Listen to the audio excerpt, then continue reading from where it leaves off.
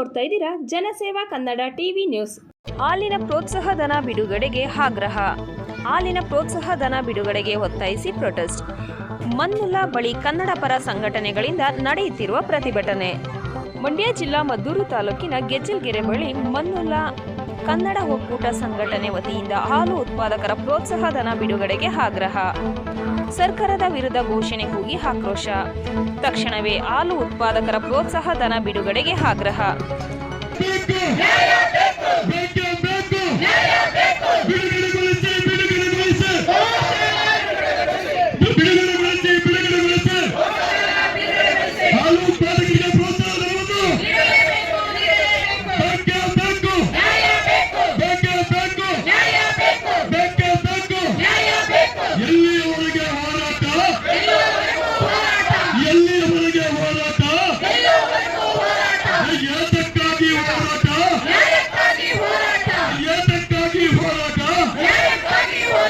ರೈತರಿಗಾಗಿ ನಡೆಯುವ ಈ ಹೋರಾಟದ ಕುರಿತು ಸಂಪೂರ್ಣ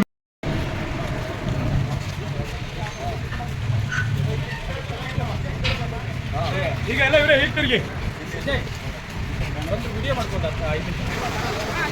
ಅಲ್ಲಿ ಕಾಣ್ತಲ್ಲ ಅದು ಹಿಂದಾಗುತ್ತೆ.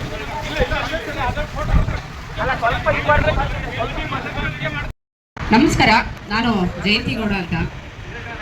ನಾವೆಲ್ಲ ಒಂದು ಹೋರಾಟಗಾರರು ಬಂದು ರೋಡಿಗೆ ಯಾವುದೇ ಒಂದು ನಮ್ಮದು ರೋಡ್ಗೆ ಹೋರಾಟಗಾರರೇ ಬಂದು ನಿಂತ್ಕೊಳ್ಳೋದು. ಮೊದಲು ಹೋರಾಟಗಾರರಿಗೆ ಒಂದು ಬೆಲೆಯನ್ನು ಕೊಡಿ, ಆಮೇಲೆ ನಮಗೆ ಎಲ್ಲ ಹೆಚ್ಚಿನ ಒಂದು ರೈತರಿಗೆ ನಾವು ಒಂದು ಯೋಧನ್ಗೆ ಒಂದು ಬೆಲೆಯನ್ನು ಕೊಡ್ಬೇಕು. ಪ್ರೋತ್ಸಾಹಧನವನ್ನು ಕೇಳ್ತಾ ಇದ್ದಾರೆ, ಅದೆಲ್ಲ ನಮ್ಮ ಹತ್ರ ತೋರ್ಕೊತಾ ಇದ್ದಾರೆ ಅಂದ್ರೆ ಯಾವ್ದಾದ್ರು ಕೋಟಿಗಟ್ಟಲೆ ದುಡ್ಡನ್ನ ಬಿಡುಗಡೆ ಮಾಡ್ತೀರಾ? ಇದಕ್ಕೆ ಯಾಕೆ ಪ್ರೋತ್ಸಾಹಧನವನ್ನು ಅವ್ರಿಗೆ ರೈತರಿಗೆ ಕೊಡ ಅಂತದನ್ನ ನೀವು ಮಾಡಬಾರ್ದು. ದಯಮಾಡಿ ಸರ್ಕಾರದಲ್ಲಿ ನಾವು ಕೇಳ್ಕೊಳ್ತಾ ಇದ್ದೀವಿ. ಎಲ್ಲ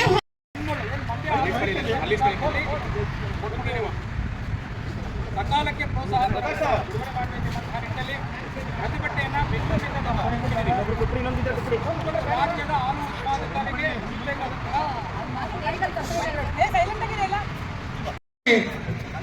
ಸರ್ಕಾರ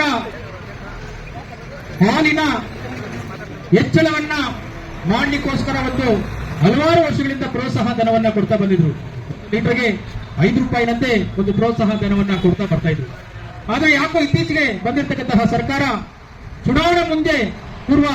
ಚುನಾವಣೆಯ ಪೂರ್ವದಲ್ಲಿ ಅವರು ಒಂದಷ್ಟು ತಿಂಗಳ ಪ್ರೋತ್ಸಾಹವನ್ನು ಕೊಟ್ಟು ಈಗ ಕೈ ಕಟ್ಕೊಂಡು ಕುಳಿತುಕೊಂಡಿದ್ದಾರೆ. ಆದಷ್ಟು ಬೇಗ ಇವತ್ತು ಜಾನುವಾರುಗಳನ್ನ ಸಾಕುವಂತಹ ಪರಿಸ್ಥಿತಿಯಲ್ಲಿ ನಮ್ಮ ರೈತರಿಲ್ಲ. ಇವತ್ತು ಬರಗಾಲ ಏನೋ ಇತ್ತೀಚೆಗೆ ಒಂದು ವಾರದಿಂದ 10 ದಿನದಿಂದ ಮಳೆ ಬರ್ತಾ ಇದೆ. ಒಂದಷ್ಟು ಕೆರೆಗಳು ನದಿಗಳು ತುಂಬಿ ಹರಿತಾ ಇದೆ. ಇವತ್ತು ಒಂದು ಜಾನುವಾರವನ್ನು, ಒಂದು ಹಸುವನ್ನ ಅಥವಾ ಒಂದು ಎಮ್ಮೆಯನ್ನ ಸಾಕಬೇಕಾದ್ರೆ ಎಷ್ಟು ಕಷ್ಟ ಇದೆ ಅಂತ ಇವತ್ತು ಸರ್ಕಾರದ ಗಮನಕ್ಕೂ ಗೊತ್ತಿದೆ. ಅಷ್ಟಿದ್ರೂ ಸಹ ಇವತ್ತು ಹಾಲಿನ ಹೆಚ್ಚಳವನ್ನ ಮಾಡಲಿಕ್ಕೋಸ್ಕರ ಸರ್ಕಾರ ಕೊಡ್ತಾ ಇರ್ತಕ್ಕಂತಹ ಪ್ರೋತ್ಸಾಹ ಧನವನ್ನ ಸುಮಾರು 5-6 ತಿಂಗಳಿಂದ ಸುಮಾರು 600 ಕೋಟಿಗೂ ಹೆಚ್ಚು ಪ್ರೋತ್ಸಾಹ ಧನವನ್ನ ಇವತ್ತು ಸರ್ಕಾರ ಬಿಡುಗಡೆ ಮಾಡಬೇಕಾಗಿದೆ. ಇಂತಹ ಸಂದರ್ಭದಲ್ಲಿ ಕರ್ನಾಟಕ ಸಂಘಟನೆಗಳ ಕನ್ನಡ ಒಕ್ಕೂಟ ಇವತ್ತು ಅನೇಕ ಹೋರಾಟಗಳನ್ನ ನಾವು ಮಾಡ್ತಾ ಇದ್ವಿ. ಎಷ್ಟೋ ಜನ ರೈತರು, ಸರ್ ನೀವು ಕನ್ನಡಕ್ಕಾಗಿ ಹೋರಾಟಗಳನ್ನು ಮಾಡ್ತೀರಾ, ಯಾಕೆ ನೀವು ರೈತರಿಗೋಸ್ಕರ ಒಂದು ಹೋರಾಟವನ್ನು ಮಾಡ್ತಾ ಇಲ್ಲ? ನಮಗೆ 5-6 ತಿಂಗಳಿಂದ ಒಂದು ಪ್ರೋತ್ಸಾಹ ಧನ ಸರ್ಕಾರದಿಂದ ಬಿಡುಗಡೆ ಆಗ್ಲಿಲ್ಲ. ಮತ್ತೆ ಇವತ್ತು ಆ ಸಂಕಷ್ಟದ ಪರಿಸ್ಥಿತಿಯಲ್ಲಿ ಇವತ್ತು ರೈತರು ಮತ್ತು ಹಾಲು ಉತ್ಪಾದಕರು ಇದ್ದೀವಿ.